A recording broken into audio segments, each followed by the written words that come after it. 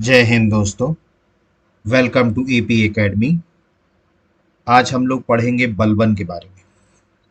देखिए, last class में हम लोगों ने दिल्ली सल्तनत स्टार्ट किया था और उसमें हमने सबसे पहला वंश देखा था स्लेव डायनेस्टी, या जिसको हम गुलाम वंश कहते थे। इसके संस्थापक जो थे वो थे कुतुबुद्दीन ऐबक।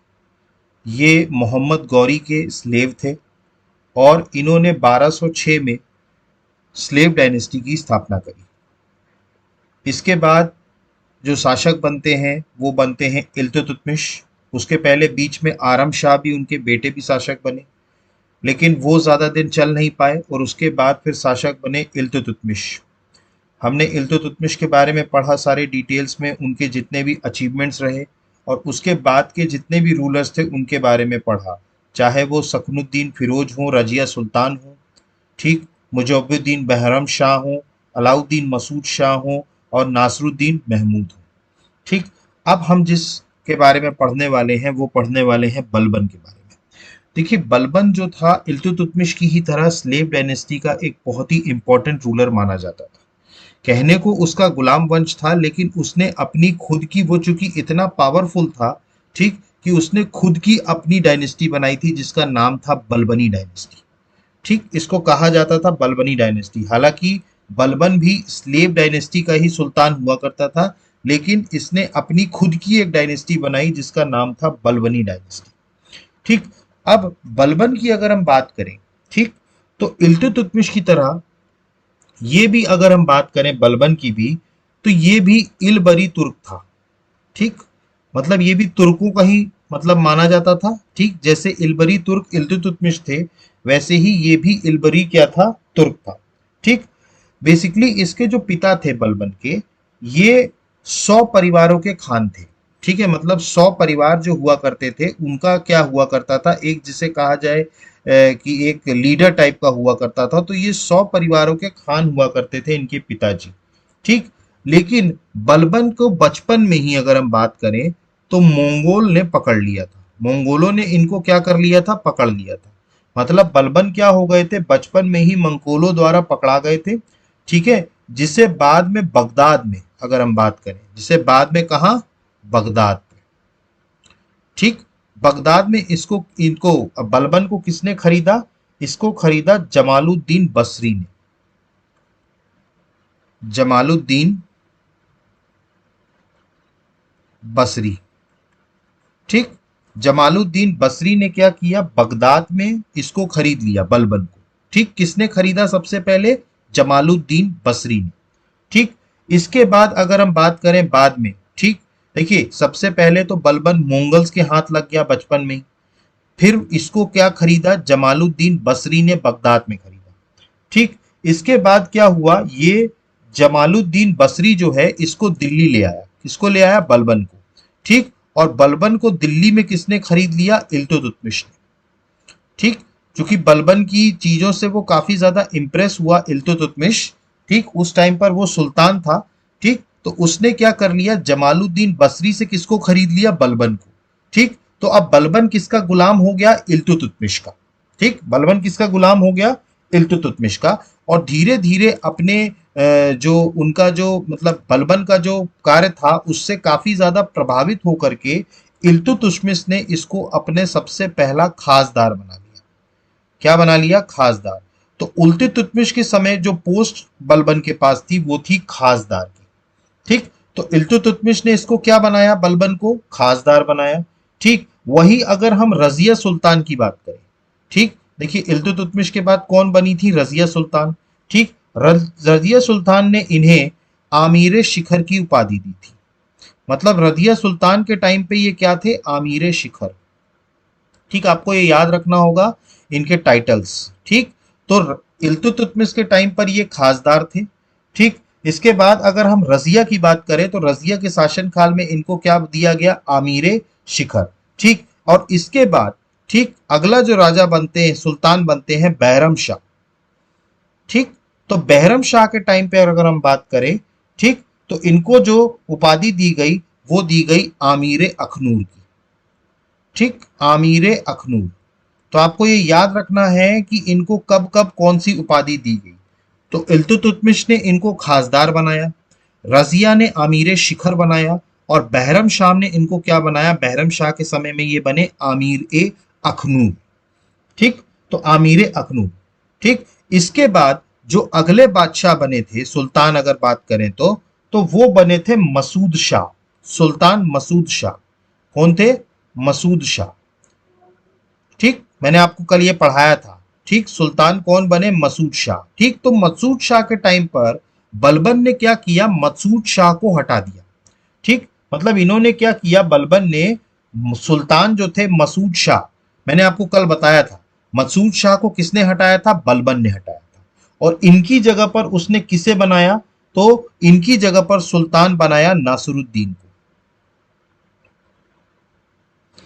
ठीक, तो आप याद करिए, नासिरुद्दीन महमूद को इन्होंने क्या बनाया था, सुल्तान बनाया था।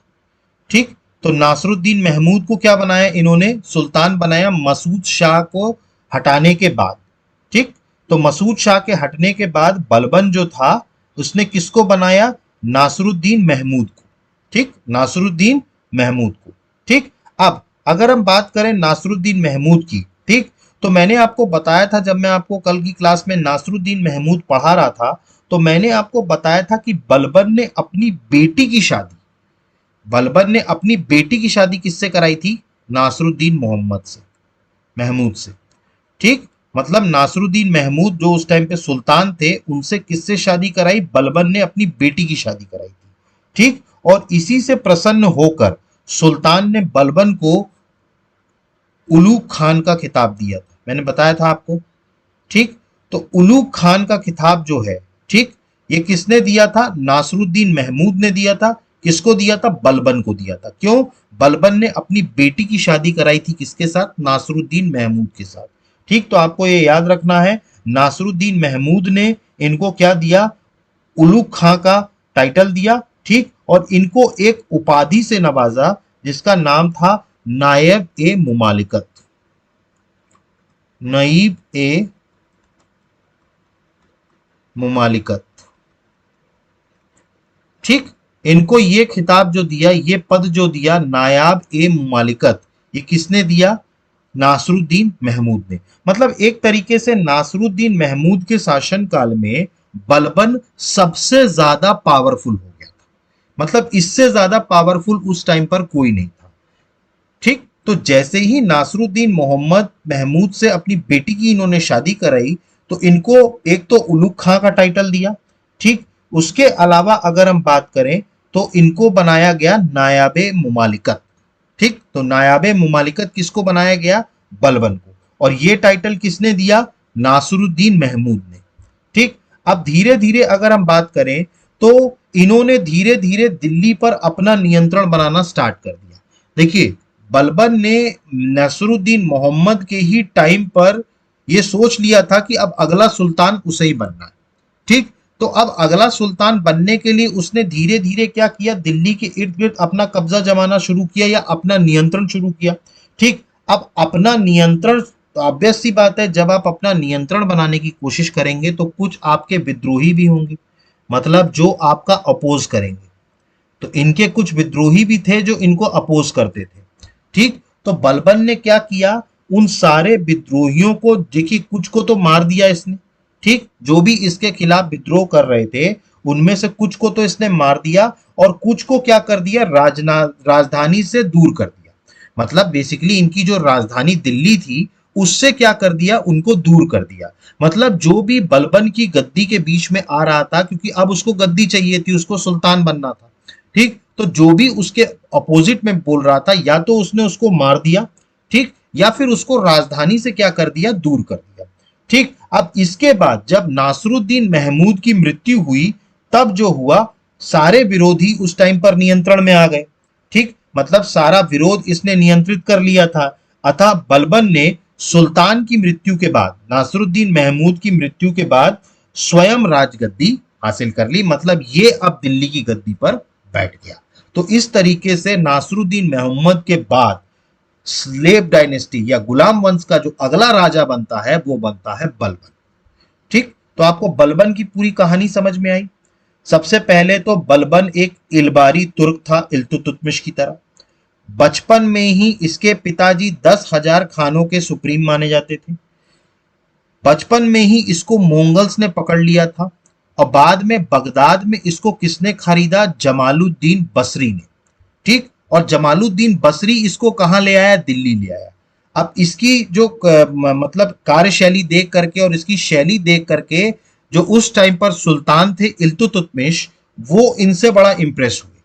ठीक, और इनको क्या बना लिया? खासदार बना लिया, और जमालुद्दीन बसरी से इनको खरीद लिया। जमालुद्दीन बसरी से इनको खरीदा और इनको क्या बना लिया? खासदार बना लिया। ठीक, अब ये इल्तुतमिश के टाइम पर खासदार थे, लेकिन उसके बाद जब राजिया सुल्तान बनी, ठीक, तो उन्होंने इनको उपाधि दी आमीर शिखर की। ठीक, और उसके बाद जब बहरम शाह बने तो उन्होंने इनको उपाधि दी आमीर अखनूर की। ठीक, आमीर अखनूर की। ठीक, इसके बाद जो मसूद शाह बनते हैं सुल्तान, तो उनको क्या करता है? बलबन गद्दी से हटाता है और किसको बिठाता है? नासरुद्दीन महमूद को। ठीक, और अपनी बेटी की शादी किससे करा देता है? नासरुद्दीन महमूद से। अब नासरुद्दीन महमूद से जब बलबन अपनी बेटी की शादी कराता है तो इससे खुश होकर के नासरुद्दीन महमूद जो रहता है वो बलबन को उलूग खां की उपाधि देता है। ठीक, और इनको एक नई पोस्ट पर अपॉइंट करता है जिसका नाम था नायब ए मुमालिकत। ठीक, नायब ए मुमालिकत।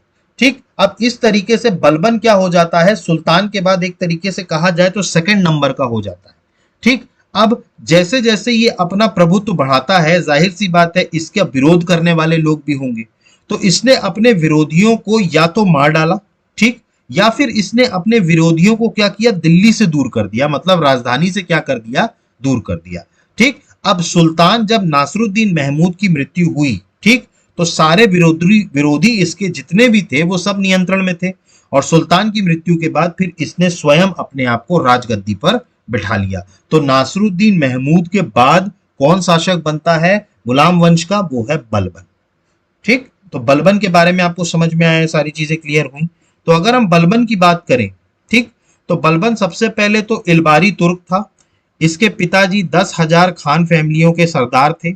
ये जब छोटा था उसी टाइम पर मंगोल्स ने इनको किडनैप कर लिया और जमालुद्दीन बसरी ने इनको परचेज किया बगदाद से। इसके बाद अगर हम बात करें, बलबन को बाद में दिल्ली ले जाया गया और वहां पर इसको खरीद लिया इल्तुतमिश ने। ठीक, इसके बाद अगर हम बात करें तो इल्तुतमिश ने इनको खासदार बनाया और उसके बाद फिर रजिया के टाइम पर ये बने आमीर शिखर और बहरम शाह के टाइम पर बने आमीर अखनूर। ठीक, इसके बाद अगर हम बात करें, ठीक, तो इसके बाद इन्होंने नासरुद्दीन सुल्तान को सुल्तान बनाया और मसूद शाह को हटा करके। ठीक, इसके बाद अगर हम बात करें तो इन्होंने अपनी बेटी की शादी कराई नासरुद्दीन महमूद से। ठीक, जिससे खुश होकर के इन्होंने सुल्तान ने इनको क्या दिया? उलूग खां का टाइटल दिया, और पोस्ट कौन सी दी? नायब ए मुमालिकत। ये आपको पोस्ट याद रखनी है, किसने कौन सा क्या दिया था इनको। ठीक, खासदार की अगर हम बात करें तो वो किसने बनाया था? ठीक, वो इल्तुतमिश ने बनाया था। इसके बाद आमीर शिखर की बात करें तो वो राजिया सुल्तान ने बनाया। आमीर अखनूर की बात करें तो वो बहरम शाह ने बनाया था, और नायाब मुमालिकत की बात करें तो ये किसने बनाया था? नासरुद्दीन महमूद ने।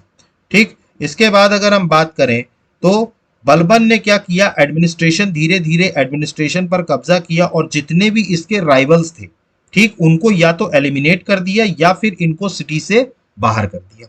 ठीक, और लास्टतः नासरुद्दीन की मरने के बाद बलबन जो है वो खुद गद्दी पर बैठ गए। ठीक, तो मतलब सुल्तान की मृत्यु के बाद कौन गद्दी पर बैठा? बलबन बैठा। ठीक, क्लियर हुआ ये? ठीक, तो आपको बलबन के बारे में इंट्रोडक्शन समझ में आया। ठीक, अब इनका एक बहुत अच्छी थ्योरी, मतलब एक बहुत ही इंपॉर्टेंट थ्योरी मानी जाती है जिसको बलबन की किंगशिप थ्योरी कहते हैं। ठीक, मतलब बलबन का राजस्व सिद्धांत। ठीक, मतलब बलबन का एक्चुअली कुछ सिद्धांत थे, मतलब ये जब सुल्तान बना, ठीक, तो इसने अपना ही एक सिद्धांत चलाया जिसको कहा गया किंगशिप थ्योरी। ठीक, इसने अपने प्रिंसिपल्स दिए कि भाई सुल्तान को क्या क्या होना चाहिए और किस तरीके से प्रशासन करना चाहिए। ठीक, तो हम अब अगला जो पढ़ेंगे वो पढ़ेंगे बलबन की किंगशिप थ्योरी। ठीक, और एक तरीके से कहा जाए तो एक तरीके से सुल्तान की प्रतिष्ठा की स्थापना होगी। ठीक, मतलब जो सुल्तान की डिग्निटी है उसको बताया जाएगा। ठीक, तो अगला जो हमारा है वो है बलबन किंगशिप थ्योरी। ठीक, अब बलबन का जो राजस्व का सिद्धांत है, ठीक, उसके अकॉर्डिंग दो प्रमुख विशेषताएं होनी चाहिए किसी भी सुल्तान में। बलबन का यह कहना था कि कोई भी जो भी सुल्तान बनता है उसके अंदर दो विशेषताएं होती हैं, मतलब दे हैव टू क्वालिटीज। ठीक, पहला, सुल्तान का पद ईश्वर के द्वारा प्रदान किया हुआ होता है। ठीक, मतलब वो ये मानते हैं कि भाई ईश्वर ने ये पद दिया है हमको। ठीक, मतलब वो सुल्तान के पद को क्या मानते हैं, ईश्वर की मर्जी मानते हैं। मतलब गॉड मर्सी से किसका पद मिला है, सुल्तान का मिला है। ठीक, तो सबसे पहली बात तो कि सुल्तान का जो पद मिला वो किसके द्वारा मिला है, ईश्वर के द्वारा। और दूसरी जो क्वालिटी होती है कि सुल्तान जो होना चाहिए वो ऑटोक्रेटिक होना चाहिए, मतलब निरंकुश होना चाहिए। ऑटोक्रेटिक का मतलब होता है कि सुल्तान ही सब कुछ तय करेगा, सुल्तान की मर्जी के बिना एक पत्ता भी नहीं हिलेगा। इसको बोलते हैं ऑटोक्रेसी, या हम जिसको बोलते हैं निरंकुशता। तो सुल्तान की दो क्वालिटी होनी चाहिए बलबन की किंगशिप थ्योरी के अकॉर्डिंग। सबसे पहला तो सुल्तान का पद ईश्वर के द्वारा प्रदान किया हुआ होता है, और दूसरा क्या है, सुल्तान का निरंकुश होना आवश्यक है, मतलब ऑटोक्रेटिक होना आवश्यक है। ठीक, तो बलबन के राजस्व के ये दो चीजें आपको समझ में आई। सबसे पहली बात तो कि सुल्तान की जो पोस्ट है that was given by God. ठीक, पोस्ट गिवन बाय गॉड, ये भगवान के द्वारा दी गई हुई है सुल्तान की पोस्ट। ठीक, और दूसरा जो इनका सिद्धांत है वो दूसरी विशेषता है कि सुल्तान शुड बी ऑटोक्रेटिक। सुल्तान शुड बी ऑटोक्रेटिक मतलब निरंकुश होना, मतलब कि उसके आगे किसी की कुछ नहीं चलेगी। वो जैसा बोलेगा, वो बोलेगा दिन को रात तो आपको रात बोलना है, अगर वो रात को दिन बोलेगा तो आपको दिन बोलना है। इसको कहते हैं ऑटोक्रेटिक होना या निरंकुश होना, मतलब किसी की सुननी ही नहीं है। ठीक, हमेशा सारी चीजें अपने हिसाब से करनी, तो इसी को बोला जाता है ऑटोक्रेटिक और निरंकुश। और इन्होंने जो किंगशिप थ्योरी दी इसमें दो ही चीजें बताई, एक तो सुल्तान की पोस्ट जो है ये गॉड के द्वारा दी गई है, भगवान के द्वारा या हम कहें ईश्वर के द्वारा दी गई है, और दूसरा सुल्तान शुड बी ऑटोक्रेटिक या हम जिसे कहते हैं निरंकुश होना। ठीक है, ठीक, तो बलबन की किंगशिप थ्योरी के दो प्रिंसिपल्स आपको समझ में आए, दो प्रमुख विशेषताएं होती हैं। इसके बाद अगर हम बात करें तो इन्होंने बेसिकली सुल्तान को एक तरीके से कहा जाए, अपने आप को बलबन ने नियामित ए खुदाई, नियामित ए खुदाई इसका खिताब दिया। देखिए, नियामित ए खुदाई का खिताब किसने दिया, बलबन ने स्वयं को दिया। अब ये नियामित खुदाई का मतलब ये होता है कि सुल्तान जो है, ठीक है, ये जो सुल्तान है धरती पे, ठीक है, नियामत खुदाई का मतलब ये है कि ये जो सुल्तान पृथ्वी पर है ना, ये ईश्वर का प्रतिनिधि है। मतलब ये जो सुल्तान है, ठीक है, he is the representative of God. ठीक, ये इन्होंने बताया, मतलब कि ये बेसिकली इनको किसने भेजा है, बलबन क्या मान रहा है कि मुझे भगवान ने, ईश्वर ने भेजा है यहां पर सुल्तान बनने के लिए। नियामत खुदाई का मतलब ही यही है कि सुल्तान is a representative of the God. ये जो सुल्तान है, सुल्तान का जो पद है, ठीक है, ये पृथ्वी पे भगवान या हम जिसे कहें ईश्वर, ठीक है, उसका प्रतिनिधि है। उसका क्या है, प्रतिनिधि है, ये बलबन मानता था। नियामत खुदाई सुल्तान, ठीक, कि सुल्तान जो है पृथ्वी पर ईश्वर का प्रतिनिधि है। ठीक, और इसके अलावा इन्होंने अपने आप को एक और टाइटल दिया, जिल्ले इलाही, जिल्ले इलाही। ठीक, जिल्ले इलाही। ठीक, ये दूसरा इन्होंने टाइटल दिया अपने आप को, जिल्ले इलाही। ठीक, इसमें इन्होंने बताया कि ही सुल्तान is the shadow of God, मतलब कि जो सुल्तान है वो ईश्वर की छाप है।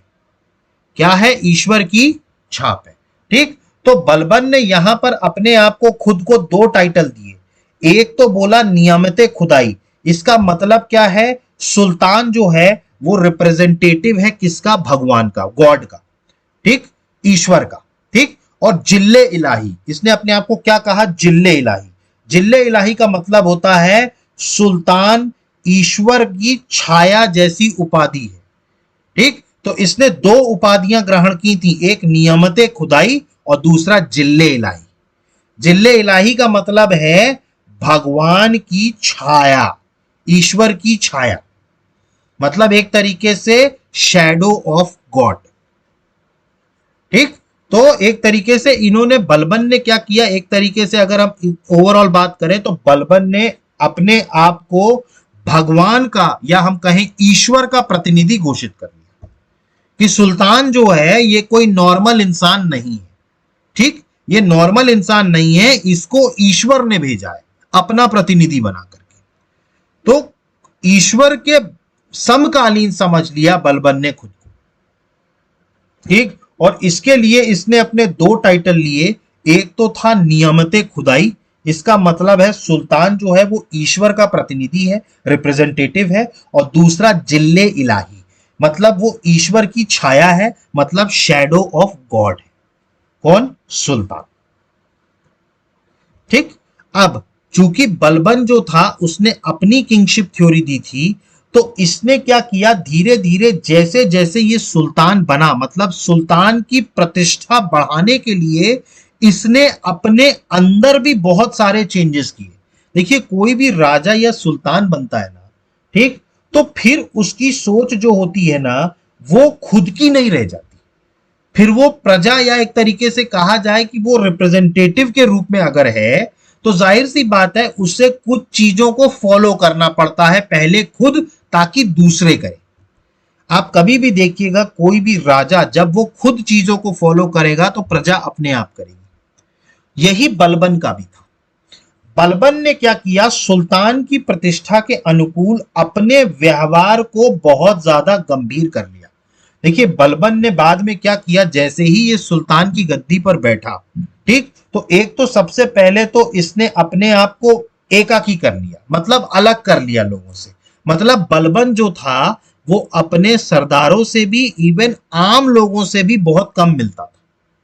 ठीक, मतलब इसने क्या किया, सुल्तान की प्रतिष्ठा जो थी उसको इतना ऊपर किया कि मतलब एक तो ये लोगों से मिलना इसका कम हो गया, ये ज्यादातर एकांत में रहने लगा, और ये अपनी चीजों को लेकर के या अपने व्यवहार को लेकर के बहुत ज्यादा गंभीर हो गया। ठीक, तो बलबन ने ये सारे चेंजेस किए सुल्तान की प्रतिष्ठा बनाने के लिए। सबसे पहले तो ये गंभीर हो गए हर चीज में, ठीक, और दूसरा एकांत में रहना इन्होंने आरंभ कर दिया। तीसरा अगर हम बात करें तो इन्होंने शराब पीना भी बंद कर दिया था। इन्होंने क्या कर दिया था, लिक्कर लेना भी क्या कर दिया था, बलबन ने बंद कर दिया था। आप सोचिए, बलबन सुल्तान बनने के बाद लिक्कर लेना भी उसने क्या कर दिया, शराब पीना भी क्या कर दिया, बंद कर दिया। ठीक, इसके अलावा साधारण व्यक्तियों के साथ साथ जो इनके सरदार थे, ठीक है, तुर्क जो थे, उनके साथ भी इन्होंने अपना मेल जोल क्या कर दिया, कम कर दिया। मतलब बलबन बेसिकली लोगों से मिलना उसका कम हो गया। ठीक, और ये सारी चीजें इसने की क्यों, सुल्तान की प्रतिष्ठा के लिए। ठीक, तो सबसे पहली बात तो ये गंभीर हो गया। ठीक, दूसरा एकांत में रहने लगा, तीसरा शराब पीने लगा, और चौथा अगर हम बात करें तो आम लोगों से और इवन अपने सरदारों से भी इसने क्या कर दिया, मिलना कम कर दिया। ठीक, तो ये सारी बलबन ने अपने अंदर क्वालिटीज लेके आई, क्यों, सुल्तान की प्रतिष्ठा के लिए। ठीक, इसके बाद अगर हम बात करें, ठीक, इन्होंने दो प्रैक्टिसेस और शुरू करी, बलबन ने दो प्रैक्टिसेस और शुरू करी। एक इन्होंने शुरू किया सिजदा। ठीक, एक इन्होंने क्या शुरू किया, सिजदा। ठीक, सिजदा का मतलब यह था कि कभी भी कोई भी सुल्तान से मिलने आएगा, ठीक, तो वो जमीन में लेट करके पूरी तरीके से उनका अभिवादन करेगा। मतलब कि जो आपने देखा हो कि सिजदा में क्या किया जाता है, पूरा का पूरा जमीन में लेट जाता है। जैसे हम मंदिर जाते हैं तो ईश्वर के चरण छूने के लिए आपने देखा हो कि लोग पूरी तरीके से नीचे झुक जाते हैं। ठीक, मतलब एक तरीके से जमीन पर लेट जाते हैं और फिर अभिवादन करते हैं। तो सुल्तान चूंकि बलबन अपने आप को गॉड का रिप्रेजेंटेटिव मानता था, नियामत खुदाई मानता था, तो इसने ये प्रैक्टिस शुरू करी सिजदा की। मतलब जिसमें आप जब भी सुल्तान से मिलने आएंगे, चाहे वो दरबारी हो चाहे आम आदमी हो, उनका काम है सिजदा करना। सिजदा मतलब पूरा लेट के अभिवादन करना, पूरा जमीन पे लेट के अभिवादन करना। तो एक तो इन्होंने सिजदा शुरू किया और दूसरा इन्होंने शुरू किया पैबोस। ये दो प्रैक्टिसेस इन्होंने शुरू करी, एक तो सिजदा करी और दूसरा करी पैबोस। ठीक, इसमें था सुल्तान के पैरों को चूमना, मतलब kissing the feet of the सुल्तान। ठीक, दूसरा जो था पाबोस का मतलब ये था कि जब भी कभी कोई सुल्तान से मिलने आएगा तो पहले तो वो सिजदा करेगा, उसके बाद वो सुल्तान के पैरों को किस करेगा, मतलब चूमेगा। ठीक, तो ये दो प्रथाएं बलबन ने शुरू की, एक तो सिजदा और दूसरा पाबोस। क्लियर हुआ आपको ये? ठीक, ये मैं आपको बलबन की किंगशिप थ्योरी बता रहा हूं। ठीक, तो सबसे पहले अगर हम बात करें तो इन्होंने सिजदा शुरू किया। सिजदा मतलब भूमि पर लेट कर अभिवादन करना, और दूसरा जो इन्होंने शुरू किया वो किया पैबोस। इसमें सुल्तान के पैरों को चूमना जो है, ये दो प्रथाएं बलबन ने क्या करी, शुरू करवाई। ठीक, इसके अलावा इन्होंने एक फारसी त्योहार भी शुरू किया गया जिसका नाम था नायरोज। ठीक, नैरोज, नैरोज नाम का एक फेस्टिवल था। ठीक है, कौन सा? Persian festival narrows. इसकी शुरुआत किसने करवाई थी? बलबन ने करवाई थी। ठीक, अब नैरोज जो ये फेस्टिवल था, ठीक, ये शुरुआत किसने करवाई? बलबन ने करवाई। लेकिन इसमें भी इसने नियम बनाया, दरबारियों का हंसना, इसके अलावा उनका शराब पीना सख्त मना था। मतलब ये जो नैरोज फेस्टिवल था ये मनाया भले ही जाता था, लेकिन इसमें दरबारी हंस नहीं सकते थे। ठीक, और दूसरा जो था कि वो क्या करते थे, शराब नहीं पी सकते थे। ठीक, तो नैरोज नाम कर की ये जो फेस्टिवल था, पर्शियन फेस्टिवल, इसको इन्होंने शुरू किया। ठीक, अब अगर हम बात करें बलबन की, तो ओवरऑल अगर हम बात करें, ठीक, तो ये सब चीजें करने के बाद, ठीक, तो एक तरीके से कहा जाए तो चाहे वो सरदार हो या आम जनमानस हो, ठीक, मतलब जो आम पब्लिक है वो, और जो सरदार हो, ठीक, ये जो चीजें थी करने के बाद जो सुल्तान की व्यक्तिगत प्रतिष्ठा थी, मतलब जो व्यक्तिगत उसकी जो एक तरीके से इमेज थी, उसमें बहुत ज्यादा वृद्धि हुई। ठीक, मतलब कि सुल्तान को लोग बहुत ज्यादा उनकी चीजों को बहुत ज्यादा मानने लगे। कारण क्या था? बलबन की किंगशिप थ्योरी। ठीक, क्या था बलबन? एक तो सबसे पहली बात तो उसने कुछ ऐसे एटीट्यूड अपनाए जिसके कारण सरदार ही नहीं, आम जनमानस में भी सुल्तान की जो व्यक्तिगत प्रतिष्ठा थी वो काफी ज्यादा उसमें वृद्धि हुई। ठीक, देखिए इसकी जो बलबन था ना, ये काफी ज्यादा बर्बर था। अगर हम देखें इसकी ब्लड एंड आयरन पॉलिसी भी, तो इसका होता ही यही था कि तलवार की नोक पर हमें राज्य करना है, तलवार की नोक पर किसी पर भी कब्जा करना है, तलवार की नोक पे करना है। क्लियर? तो ये उसकी ब्लड एंड आयरन पॉलिसी भी हुआ करती थी, और ये जो मैंने आपको बताया ये पूरी इसकी किंगशिप थ्योरी थी। मतलब ये राज्य को चलाने में ये सारे सिद्धांत फॉलो करता था।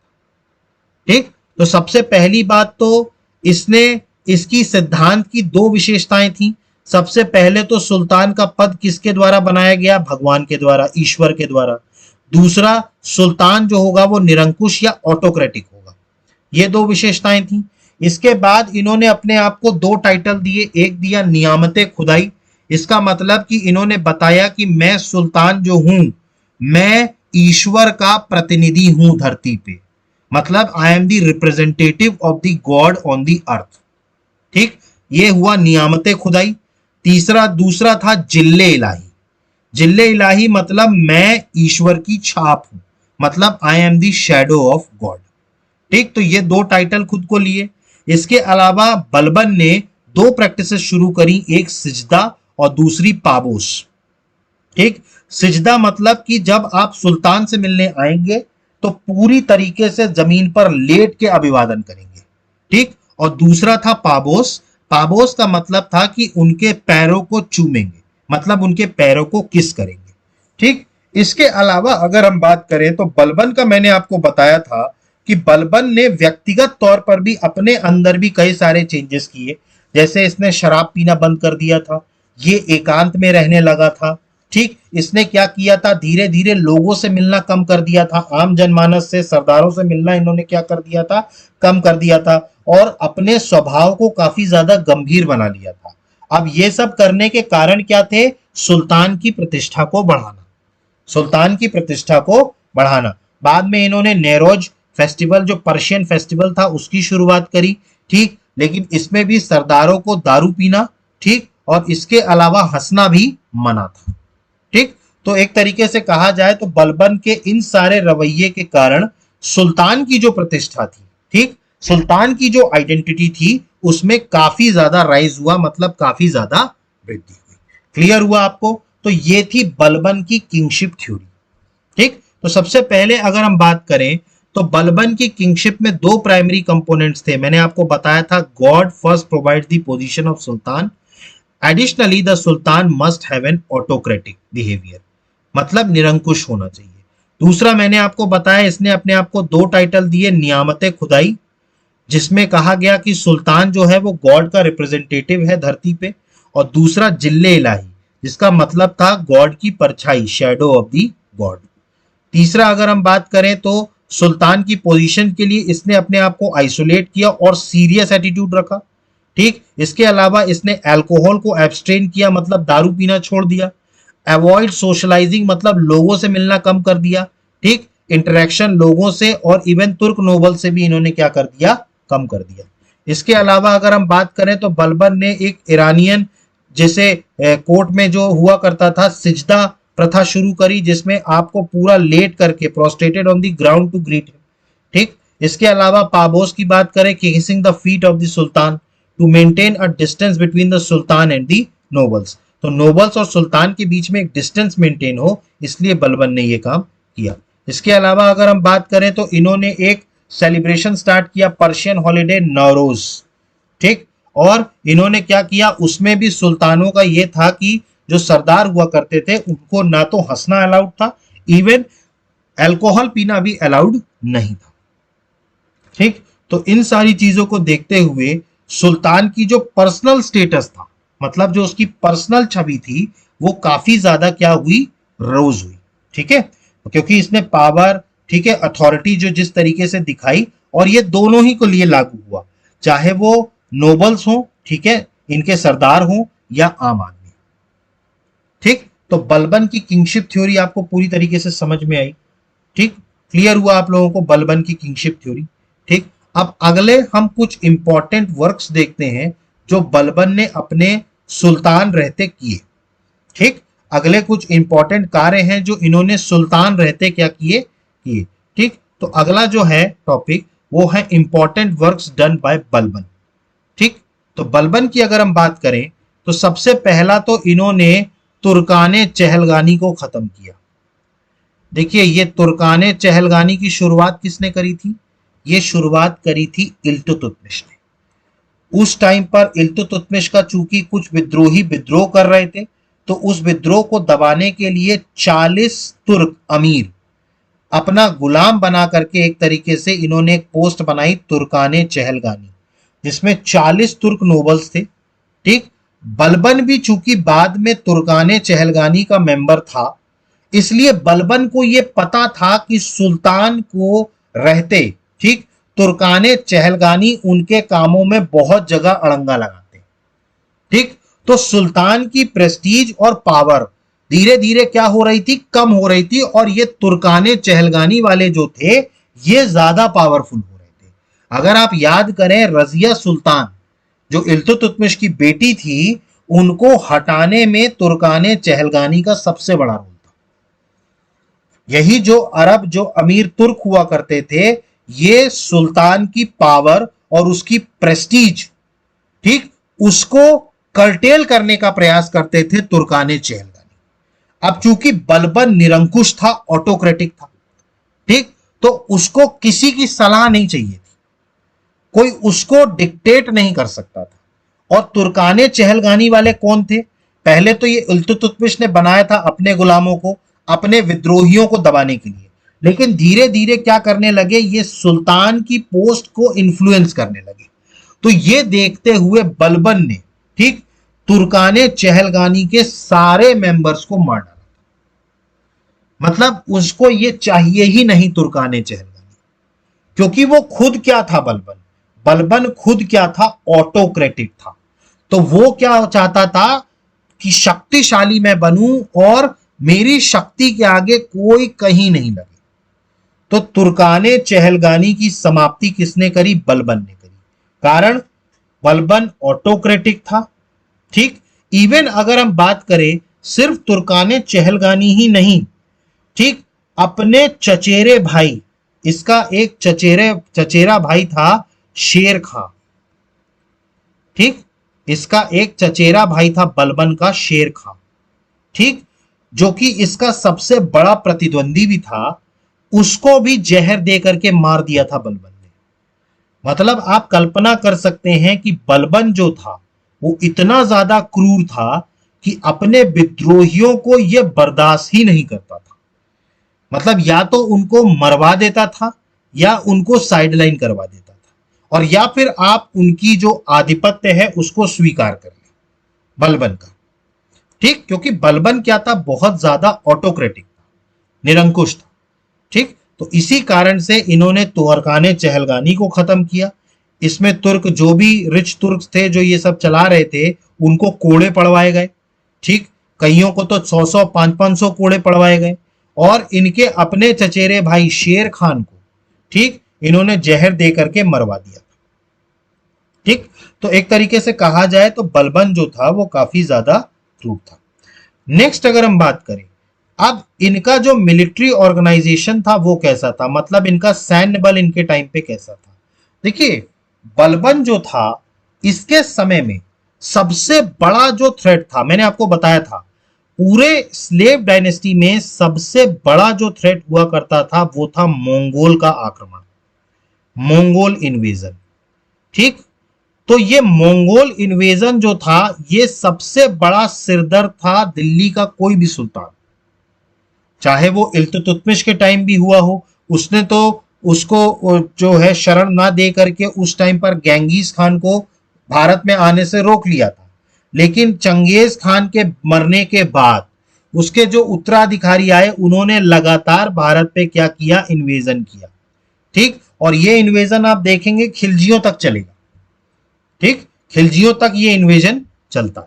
तो बलबन ने क्या किया, बलबन को ये पता था कि ये मंगोल जो हैं ये बहुत ही खतरनाक हैं, इसीलिए भारत का ये जो नॉर्थ वेस्ट वाला रीजन है, अगर हम बात करें भारत की, तो देखिए मंगोल कहां से आने का रास्ता था, नॉर्थ वेस्ट से, ठीक। ये जो है ये जो है इंडिया का नॉर्थ वेस्ट वाला रीजन है, मतलब आज का जो है पाकिस्तान या हम जो कहें अफगानिस्तान वाला रीजन, ठीक। तो बेसिकली इंडिया में एंटर यहीं से किया जाता था, तो मंगोल जितने भी आते थे वो यहीं से आक्रमण करते थे।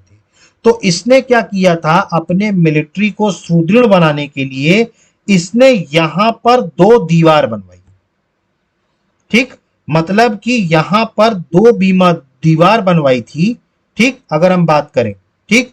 तो एक तरीके से कहा जाए तो यहां पर बलबन ने 2 दीवार बनवाई थी। इसको मैं आगे बताऊंगा, इन्होंने मंगोल का इन्वेजन आगे पढ़ना है आपको, चलिए मैं इसको आगे बताऊंगा। अभी आगे हमें मंगोल का इन्वेजन पढ़ना है, मंगोल के इन्वेजन को किस तरह बलबन ने रोका इसके मैं आपको बताऊंगा। तो बलबन ने क्या किया, एक तो मिलिट्री के लिए एक डिपार्टमेंट बनवाया, दीवाने अर्स। देखिए ये सारे डिपार्टमेंट्स, आपको दिल्ली सल्तनत में एक चीज याद रखनी है कि किस व्यक्ति ने, किस सुल्तान ने कौन सा डिपार्टमेंट बनवाया था, क्योंकि ये डिपार्टमेंट कम से कम 10 से 12 डिपार्टमेंट आएंगे पूरे दिल्ली सल्तनत में, और आपको सभी डिपार्टमेंट्स के बारे में पता होना चाहिए कि ये किससे रिलेटेड है और इसको किस सुल्तान ने बनाया। तो सबसे पहला जो डिपार्टमेंट बनाया गया दिल्ली सल्तनत में, वो बनाया गया दीवाने अर्ज।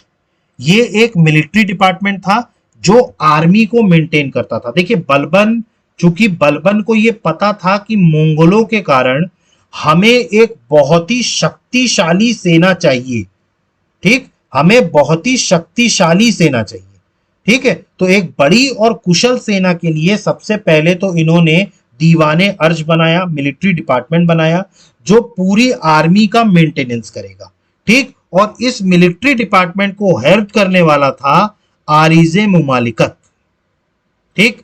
इसने एक नई पोस्ट बनाई, आरिजे मुमालिकत, ठीक। आरिजे मुमालिकत कौन था? जो दीवाने अर्ज मिलिट्री डिपार्टमेंट को क्या कर रहा था? हेड कर रहा था। और बलबन के टाइम पर सबसे पहला आराइजे मुमालिकत जो हुआ वो हुआ इमाद उल मुल्क। ये आपको नाम याद रखना है, इमाद उल मुल्क सबसे पहला आराइजे मुमालिकत था, मतलब मिलिट्री का हेड, या हम जिसे कह लें आर्मी चीफ। आज की डेट में अगर हम बात करें तो आर्मी चीफ जो होता है, ठीक। तो इन्होंने सबसे पहली बात तो अपनी आर्मी को शक्तिशाली बनाने के लिए और बड़ी सेना बनाने के लिए सबसे पहले तो दीवाने अर्ज नाम का एक मिलिट्री डिपार्टमेंट बनाया, और इसको हेड करने वाला कौन था? आरिजे मुमालिकत, ठीक। और सबसे पहला आरिजे मुमालिकत जो बलबन ने अपॉइंट किया वो कौन की इसको किया? इमाद उल मुल्क को। ये आपको याद रखना है, इमाद उल मुल्क। क्लियर? तो इनका मिलिट्री ऑर्गेनाइजेशन समझ में है। अभी मैं आपको बताऊंगा मंगोल का इन्वेजन जो है बलबन ने किस तरह रोका था। बहुत ही बढ़िया टेक्निक का इस्तेमाल करके इन्होंने मंगोल के आक्रमण को रोका था। नेक्स्ट अगर हम बात करें तो इनका एडमिनिस्ट्रेशन और ऑर्गेनाइजेशन जो था इंटेलिजेंस डिपार्टमेंट, ठीक है, मतलब जो इनका एक तरीके से कहा जाए खुफिया तंत्र, ठीक है। तो शासन और गुप्तचर विभाग का संगठन किस तरीके का था? बलबन का। देखिए बलबन ने जो था बेसिकली अपना पूरा शासन जो था वो खुद अपने हाथ में रखा था, मतलब ये जो पूरा एडमिनिस्ट्रेशन हुआ करता था ये बलबन अपने हाथ में रखता था, ठीक।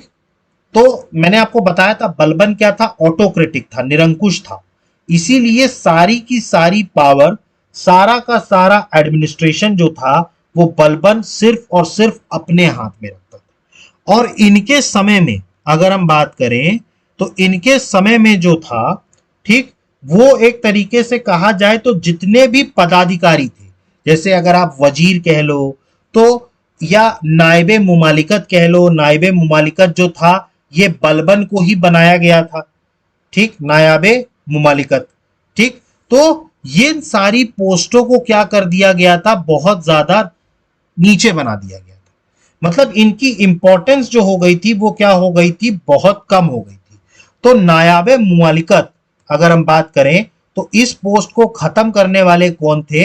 इस पोस्ट को खत्म करने वाले ही बलबन थे, ठीक। तो बलबन में आपको याद रखना है, ठीक, कि इन्होंने, ठीक है, इस पोस्ट को नायाबे मुमालिकत, ठीक, सोचिए आप, जिसमें बलबन को जो बनाया गया सबसे पहले किसके द्वारा? नासरुद्दीन महमूद के द्वारा क्या बनाया गया? नायबे मुमालिकत।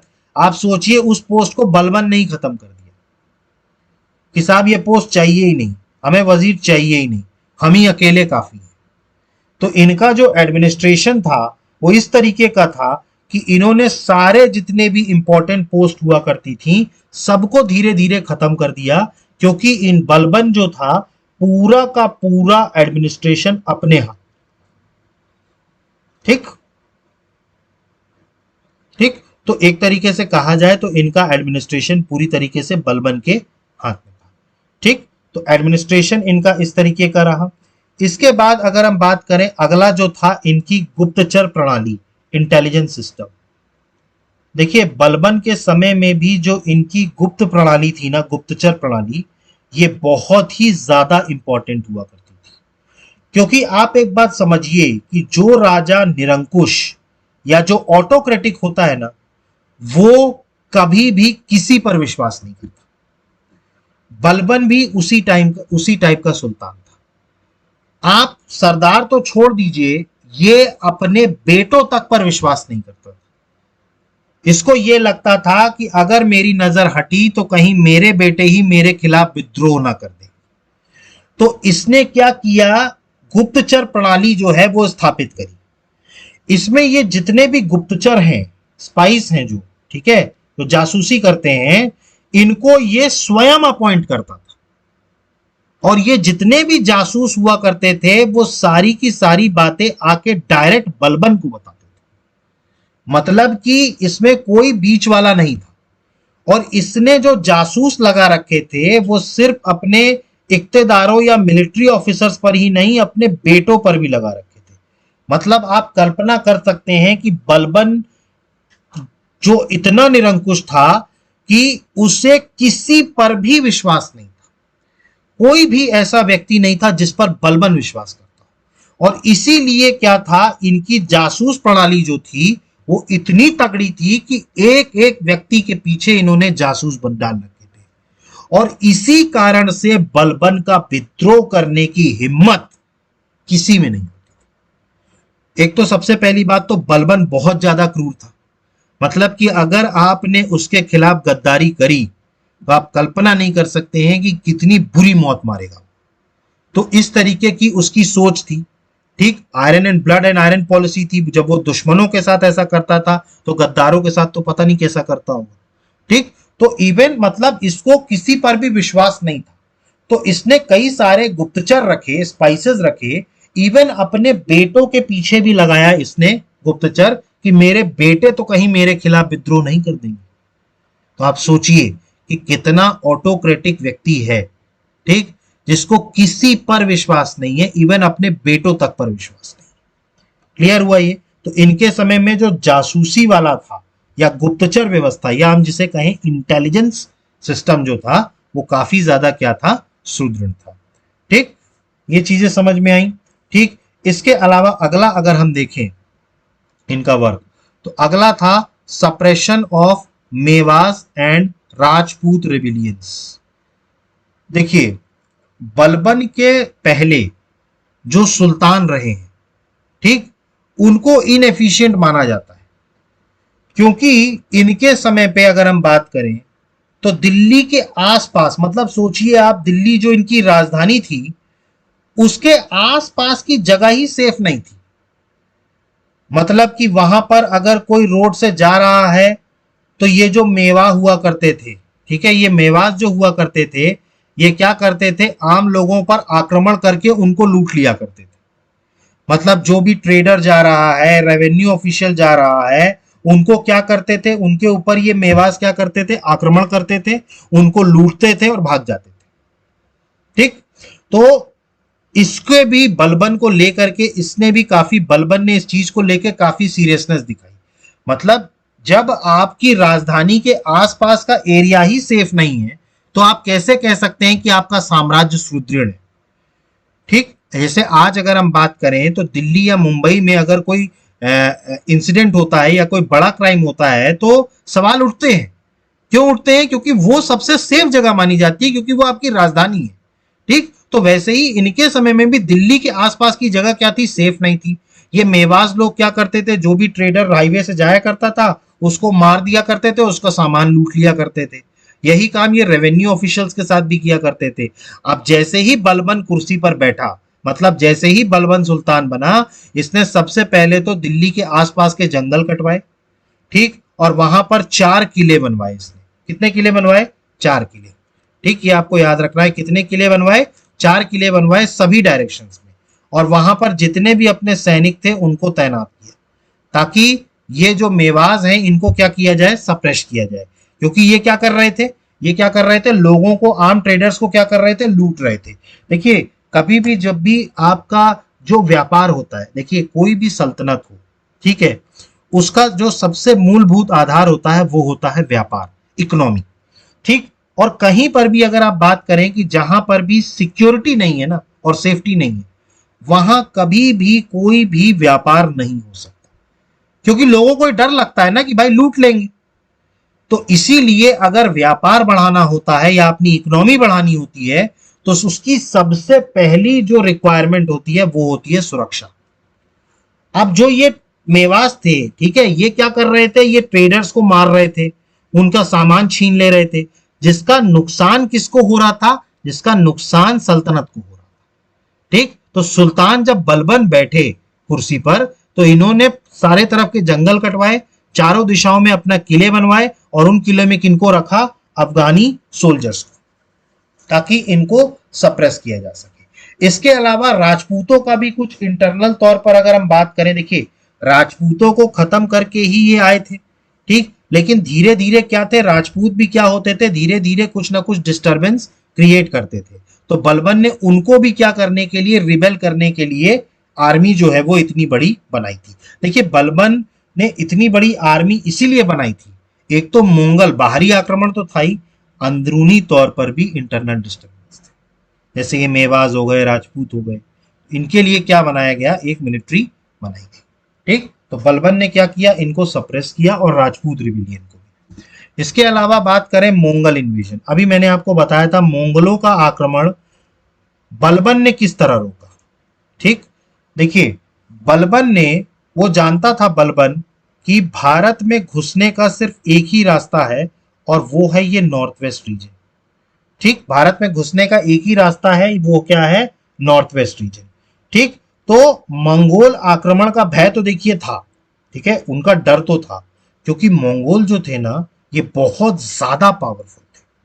ठीक, और बहुत ज्यादा पावरफुल होने के साथ साथ बहुत ज्यादा बर्बर, मतलब आपको एक तरीके से कहा जाए तो एक तरीके से दिल्ली सल्तनत का शुक्रिया अदा करना चाहिए कि इन्होंने मंगोलों को भारत में आने नहीं दिया, वरना मंगोल भारत में लोगों की नस्लें खत्म कर देते। ये इतने क्रूर हुआ करते थे, ये सिर्फ जीता नहीं करते थे, ये वहां पर फिर लोगों को सरेआम काटते थे। ठीक, तो मंगोलों का एक तरीके से आक्रमण को रोकने के लिए दिल्ली सल्तनत का धन्यवाद देना चाहिए कि दिल्ली सल्तनत ने बहुत ही क्रूर लोगों को रोका भारत पर आक्रमण करने से। ठीक, तो बलबन के टाइम पर अगर हम बात करें, चूंकि बलबन को भी भय था, अब ये जो नॉर्थ वेस्ट वाला रीजन है, ठीक, इसको क्या किया, बलबन ने दो भाग में बांट दिया। ठीक, एक इसने यहां बनाया और एक दीवार यहां बनाई। मतलब इसने क्या किया, बलबन ने जो नॉर्थ वेस्ट फ्रंटियर था उसको दो पार्ट्स में डिवाइड कर दिया, और एक रो ऐसे इन्होंने किलेबंदी करी और एक रो ऐसे किलेबंदी करी। ठीक, ताकि मंगोल जब भी आए तो उनके ऊपर यहीं से आक्रमण किया जा सके। तो अब यहां पर अगर हम बात करें, तो बलबन ने अपने दोनों बेटों को बैठाया था। देखिए बलबन का जो बड़ा बेटा था, ठीक, उसका नाम था शहजादा महमूद, शहजादा महमूद, शहजादा मोहम्मद, सॉरी, शहजादा मोहम्मद, ये इसका बड़ा बेटा था। और जो दूसरा बेटा था इसका, छोटा बेटा, वो कौन था, बुगरा खान। नाम याद रखना है आपको, शहजादा बुगरा खान, और दूसरा जो था वो था शहजादा मोहम्मद। ठीक, तो ये दोनों क्या थे, बलबन के बेटे थे। तो जब नॉर्थ वेस्ट फ्रंटियर में दो पार्ट्स में इन्होंने डिवाइड किया, तो एक पार्ट पे इन्होंने अपने बड़े बेटे को बिठाया, जो पार्ट किससे लगता था, लाहौर, मुल्तान और दीपालपुर। ठीक, तो आपको याद रखना है, लाहौर, मुल्तान और दीपालपुर वाला जो एरिया है, इस पर जो किलेबंदी की गई, उसका हेड बनाया गया शहजादा मोहम्मद को। ठीक, और दूसरी तरफ वाला अगर हम बात करें, ठीक, तो वो दूसरी तरफ वाला जो किस एरिया में था, सुमन, समाना एंड उच्च। ठीक, ये किसके कंट्रोल में दिया गया, ये अपने छोटे बेटे के कंट्रोल में दिया, जिसका नाम था शहजादा बुगरा खान। ठीक, तो मंगोलों के आक्रमण को बचाने के लिए बलबन ने अपने दोनों बेटों को नॉर्थ वेस्ट रीजन में खड़ा किया, किलेबंदी करके। ठीक, एक रो ऐसे किला बनाया गया लाइन से, और एक रो ऐसे बनाया गया, इधर खड़ा किया गया शहजादा मोहम्मद को, और इधर किया गया शहजादा बुगरा खान। ठीक, क्लियर हुआ आप लोगों को ये। ठीक, तो इस तरीके से इन्होंने क्या किया, मुगल के आक्रमण को रोका। अब देखिए इसमें मुगल के आक्रमण को रोकने में इसका जो बड़ा बेटा था बलबन का, शहजादा मोहम्मद, ठीक, ये मारा गया था मंगलों के हाथ। ठीक, मतलब मंगल ने जब आक्रमण किया, ठीक, तो ये जो शहजादा मोहम्मद था, ठीक, इसने क्या कर दिया था, ये क्या हो गया था, हार गया था। ठीक, किसके सामने, मंगल्स के सामने। ठीक, और इसका जो छोटा बेटा था बुगरा खान, ठीक, इसको क्या कर दिया गया था बाद में, अगर हम बात करें बाद में, अभी तो ये नॉर्थ वेस्ट फ्रंटियर रीजन पे था। देखिए सुल्तान में मोहम्मद जो था वो शहीद, मतलब एक तरीके से मारा गया था मुगलों के हाथों। ठीक, लेकिन जो इसका, ठीक, जो दूसरा बेटा था बुगरा खान, ठीक, इसको बाद में क्या किया गया था, मतलब पहले तो ये नॉर्थ वेस्ट रीजन में था, इसको बाद में बंगाल का गवर्नर नियुक्त करा दिया गया था। बुगरा खान को क्या कर दिया गया था, बाद में बंगाल का गवर्नर नियुक्त करा दिया गया था। मतलब इसको नॉर्थ वेस्ट से हटा करके और कहा नियंत्रण दिया गया, इसको बंगाल का नियंत्रण दिया गया। क्लियर है? ठीक, और आपको एक चीज और याद रखनी है, ये जो शहजादा मोहम्मद था, ठीक, जो मंगलों के खिलाफ लड़ते लड़ते जो है मारा गया था, किसका, बलबन का बड़ा बेटा, इसी के दरबारी कवि थे आमीर खुसरो। ये दरबारी कवि का नाम आप आगे चल के बहुत ज्यादा सुनेंगे।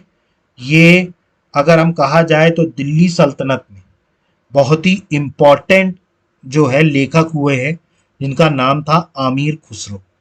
तो आमीर खुसरो जो थे वो किनके दरबार में थे, शहजादा मोहम्मद के दरबार में। किसके दरबार में थे, शहजादा मोहम्मद के दरबार में। क्लियर? तो अपने दरबारी शासन का प्रारंभ आमीर खुसरो ने कहां से किया था, शहजादा मोहम्मद के दरबार से। क्लियर हुआ ये? तो मंगल इन्वेजन समझ में आया आपको। इन्होंने 2 दीवार बनवाई, एक दीवार का जो लीडरशिप थी वो किसको दी, अपने बड़े बेटे शहजादा मोहम्मद को, और दूसरी जो दी वो किसको दी, बुगरा खान को। क्लियर हुआ? तो मंगल इन्वेजन इस तरीके से क्लियर हुआ। नेक्स्ट अगर हम बात करें बंगाल की विक्ट्री, देखिए बंगाल विजय कैसे हुई। देखिए बलबन ने क्या किया, बंगाल विजय की अगर हम बात करें तो बलबन का एक गुलाम था जिसका नाम था तुगरिल खान। ठीक, ये नाम आपको याद रखना है, बलबन का एक गुलाम था तुगरिल खान। ठीक, इसको क्या बनाया, बंगाल का इक्तेदार बनाया। किसने बनाया था, बलबन ने। ठीक, देखिए पहले के समय में क्या बनाया जाता था, इक्तेदार बनाए जाते थे। ठीक है, जो मतलब उस पर्टिकुलर रीजन को चलाएंगे और जो रिक्वायर्ड टैक्स वगैरह है, सारी चीजें वगैरह है, वो सुल्तान तक पहुंचाएगी। ठीक, तो इसको क्या बनाया, इक्तेदार बनाया बंगाल का, किसको, तुगरिल खान को। ठीक, और इस तुगरिल खान ने क्या किया, बाद में विद्रोह कर दिया। ठीक, तो तुगरिल खान को पहले तो क्या बनाया गया, बंगाल का एक तरीके से इक्तादार बनाया गया। ठीक, लेकिन बाद में क्या हुआ, तुगरिल खान ने क्या कर दिया, सुल्तान के ही खिलाफ क्या कर दिया, विद्रोह कर दिया। अब सुल्तान बलबन ने इस विद्रोह को दबाने के लिए, ठीक, अपने एक कमांडर मुगीसुद्दीन, ठीक, अपना एक कमांडर जो था सुल्तान मुगीसुद्दीन, ठीक है, इसको भेजा। ठीक, तो सुल्तान ने किसको भेजा, मुगीसुद्दीन को, ठीक है, ये भेजा इसको, ठीक है, और तुगरिल खान पर के उसको दबाने के लिए। ठीक, तो तुगरिल खान की उसको विद्रोह को दबाने के लिए, ठीक है, इन्होंने सुल्तान मुगीसुद्दीन की, ठीक है, ठीक, आई एम सॉरी, इन्होंने क्या, आई एम सॉरी, मैं बताता हूं। देखिए बलबन ने क्या किया, बलबन ने अपने एक गुलाम तुगरिल खान को बंगाल का इक्तेदार बनाया। ठीक, परंतु तुगरिल खान ने क्या किया, विद्रोह कर दिया। ठीक, और इसने अपने लिए एक उपाधि धारण कर ली जो था सुल्तान मुगीसुद्दीन। आई एम सॉरी, ये मैंने बता दिया, ये तुगरिल खान ने अपनी उपाधि धारण करी। ठीक, तो तुगरिल खान ने क्या किया, अपनी उपाधि धारण करी एज अ मुगीसुद्दीन। ठीक है, मुगीसुद्दीन। ठीक, तो तुगरिल खान एक तो सबसे पहली बात तो विद्रोही बन गया और ऊपर से अपने आप को सुल्तान घोषित करने लगा, मुगीसुद्दीन। ठीक, तो ये सारी बातों का बलबन को जब पता चला, ठीक, तो बलबन ने सबसे पहले तो एक विशाल सेना, इनका एक मिलिट्री कमांडर था अमीन खान। कौन था? अमीन खान। ठीक, अमीन खान कौन था? बलबन का एक मिलिट्री कमांडर था अमीन खान। ठीक, उसको क्या किया? बंगाल भेजा। ठीक, लेकिन अमीन खान जो था वो तुगरिल खान से पराजित हो गया। ठीक, मतलब क्या हुआ? बलबन ने जब ये सब विद्रोह देखा तो इसने क्या करी? अपनी एक विशाल सेना अमीन खान के साथ बंगाल भेजी विद्रोह को दबाने के लिए। ठीक, लेकिन हुआ क्या कि जो तुगरिल खान था वो भारी पड़ गया। ठीक, और आमीन खान को क्या कर दिया? वहां से पराजित होना पड़ा। ठीक, तो इसी कारण से जब अमीन पराजित होकर के वापस आया तो बलबन ने क्या किया? अमीन को मार दिया। ठीक, देखिए बलबन बहुत ही ज्यादा ऑटोक्रेटिक था। ठीक, ये हार बर्दाश्त नहीं कर सकता था। तो जब इसने अपनी सेना भेजी आमीन खान के साथ और आमीन खान हार कर वापिस आया तो बलबन ने क्या किया? आमीन खान को मार दिया। ठीक, अब आमीन खान को मारने के बाद ठीक बलबन ने बंगाल को जीतने के कई प्रयास किए। ठीक है, लेकिन तुगरिल खान जो था, ठीक है, उसने सभी प्रयासों को असफल बना दिया। मतलब इसके बाद भी बलबन ने कई कोशिश करी कि वो तुगरिल खान को दबा सके, लेकिन वो दबा नहीं पाया उसको। ठीक, और फाइनली बलबन को फिर किसको भेजना पड़ा? अपने छोटे बेटे बुगरा खान को। ठीक, तो फाइनली बलबन ने किसको भेजा बंगाल? अपने छोटे बेटे बुगरा खान को। ठीक, तो छोटे बेटे बुगरा खान जो पहले नॉर्थ वेस्ट फ्रंटियर पर खड़ा था, उसको वापस बुलाया। ठीक, बलबन ने, और उसको कहां का? बंगाल का। बंगाल भेजा उसको। ठीक है, और अपनी आर्मी भेजी 2 लाख की। ठीक, अब जैसे ही बुगरा खान बंगाल पहुंचा, वहां से तुगरिल खान जो था 2 लाख की सेना देख के भाग खड़ा हुआ। ठीक, और वो अपनी राजधानी जो उसकी थी लखनऊती। ठीक, लखनऊती क्या थी? उसकी राजधानी थी। तो राजधानी से क्या हुआ? तुगरिल खान भाग गया। लेकिन बाद में इन्हीं का एक मिलिट्री ऑफिसर था बलबन का, मलिक मुकद्दर। ठीक, कौन था? मलिक मुकद्दर। इसने इसका पीछा किया और इसको क्या किया? मार दिया। तो इस तरीके से तुगरिल खान को मार दिया गया और बंगाल पर विजय हासिल कर ली गई। देखिए बलबन ने सबसे पहले तो जो है आमीन खान को भेजा। आमीन खान असफल हुआ तो उसको मरवा दिया। इसके बाद बलबन ने बहुत सारे प्रयास किए बंगाल को जीतने के, लेकिन जीत नहीं पा रहा था। फिर फाइनली इसने अपने बेटे, ठीक, इसने अपने बेटे को नॉर्थ वेस्ट रीजन से बुलाया। किसको? बुगरा खान को। ठीक, और बुगरा खान को नॉर्थ ईस्ट से बुलाया, नॉर्थ वेस्ट से, और इसको बंगाल भेजा 2 लाख की आर्मी के साथ। और तुगरिल खान जो है वो वहां से राजधानी से भाग गया। ठीक, इनका एक मिलिट्री ऑफिसर था मलिक मुकद्दर। उसने क्या किया? उसको पीछा किया और उसको फिर क्या किया? मार दिया। तो इस तरीके से बंगाल पर विजय किसकी हुई? बलबन की हुई। क्लियर? तो बलबन के आपको सारे इंपॉर्टेंट वर्क समझ में आए। बंगाल विक्ट्री हो, चाहे मंगोल का इन्वेजन किस तरह रोका गया हो। ठीक, इसके अलावा अगर हम बात करें तो मेवा तथा राजपूतों के विद्रोह का भी किस तरीके से दमन किया गया हो। ठीक, इनकी जो गुप्तचर प्रणाली थी, इंटेलिजेंस डिपार्टमेंट, ठीक, इनका गुप्तचर विभाग था, शासन ये किस तरीके से चलाते थे, और तुर्काने चहलगानी का इन्होंने खात्मा किया। ठीक, तो आपको बलबन के बारे में ये सारी चीजें समझ में आ गई। ठीक, अब इसके बाद अगर हम बात करें तो 1287 में 1287 में बलबन की मृत्यु हो जाती है। कब हो जाती है? 1287 में किसकी मृत्यु हो जाती है? बलबन की मृत्यु हो जाती है।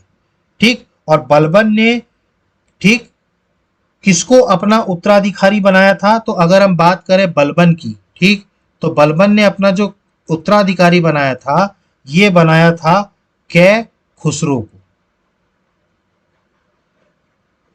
कै खुसरो को। ठीक, कै खुसरो को अपना जो है उत्तराधिकारी नियुक्त किया।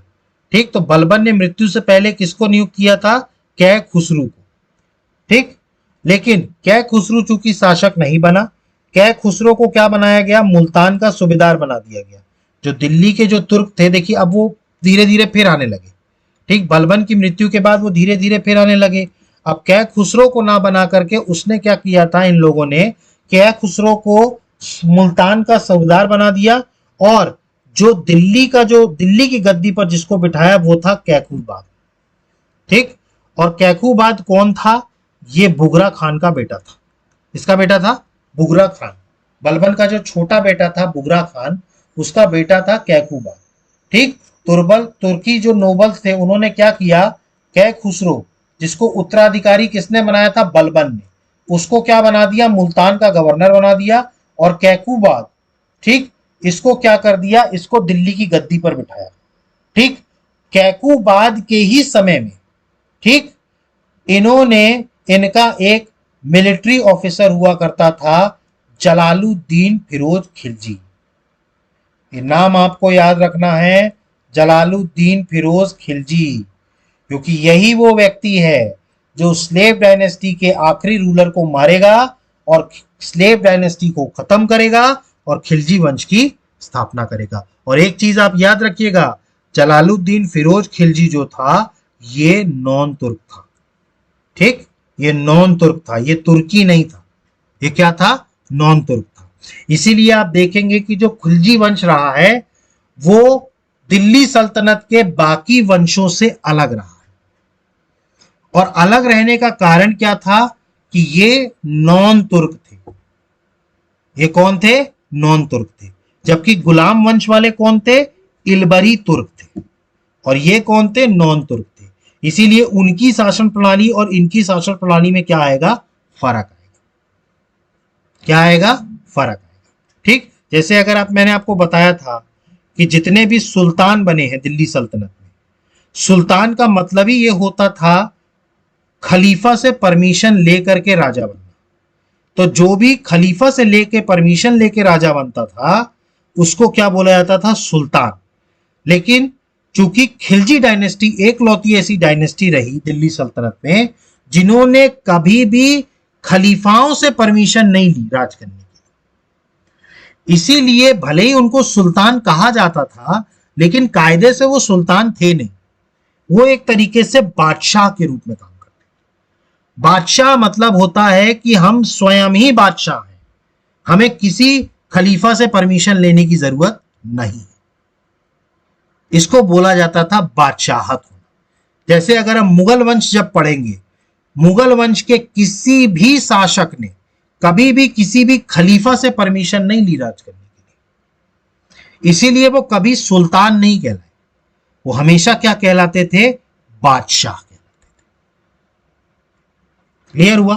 तो खिलजी वंश चूंकि नॉन तुर्क था, इसी कारण से इनका ट्रेडिशन थोड़ा सा क्या था? अलग। और ये कैकूदाबाद के टाइम पर एक आर्मी जनरल हुआ करते थे। ठीक। अब इसके बाद जैसे ही कैकूबाद जो है इनकी तबीयत बिगड़ी, तो उस टाइम पर ये जो तुर्क नोबल थे इन्होंने कैकूबाद के ही एक 3 साल के बेटे शमशुद्दीन कायूमार्स को गद्दी पर बिठा दिया। तो जो स्लेव डायनेस्टी का आखिरी राजा था या आखिरी सुल्तान कह लें हम, वो था शमशुद्दीन कायूमार्स। ठीक, शमशुद्दीन कायूमार्स। ठीक। तो शमशुद्दीन कायूमार्स ही स्लेव डायनेस्टी का आखिरी रूलर था। ठीक। और इसी शमशुद्दीन कायूमार्स को मार करके जलालुद्दीन फिरोज खिलजी ने इसकी स्थापना करी?